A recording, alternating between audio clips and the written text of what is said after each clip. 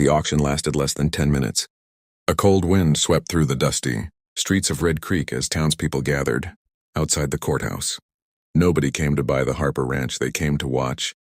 The ranch had once been one of the finest properties in the territory, but years of drought, disease, and debt had destroyed it. Every owner who tried to save it failed, and eventually the county seized the land for unpaid taxes. Now the barn was falling apart, the fences were broken, and the farmhouse stood empty. Most people believed the ranch was cursed. Sheriff Tom Callahan stood beside old Walter Briggs as the auction began. "We'll start at $100, the auctioneer announced. Silence. $50.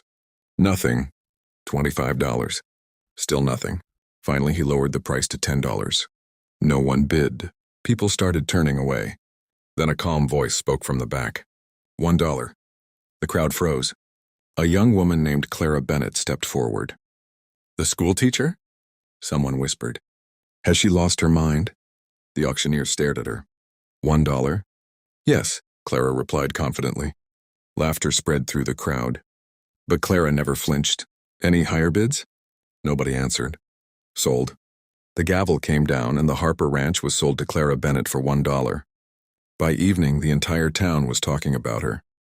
Most believed she had made the biggest mistake of her life. But Clara seemed unconcerned. She rode to the ranch before sunset and found it even worse than expected. The barn leaned dangerously, weeds covered the yard, and the farmhouse was filled with dust and broken furniture. Most people would have seen failure. Clara saw opportunity. As darkness fell, she lit a lantern and began cleaning. Later that night, Sheriff Callahan stopped by. "Why'd you buy this place?" he asked. "I needed land," Clara replied. "You could have bought better land." "Not for $1. The sheriff laughed, then grew serious. "People think you're making a mistake." "I know. You don't seem worried." Clara looked through the window toward the distant hills. "My father used to say people only see what's in front of them," she said. "They see broken fences and dead fields. I see something they missed." "What did they miss?" the sheriff asked. A small smile crossed Clara's face. "Maybe I'll tell you someday." As the sheriff rode away, he couldn't shake the feeling that Clara knew a secret.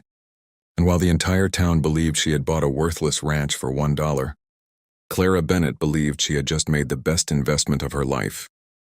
The first weeks at the Harper Ranch tested Clara Bennett's strength and patience.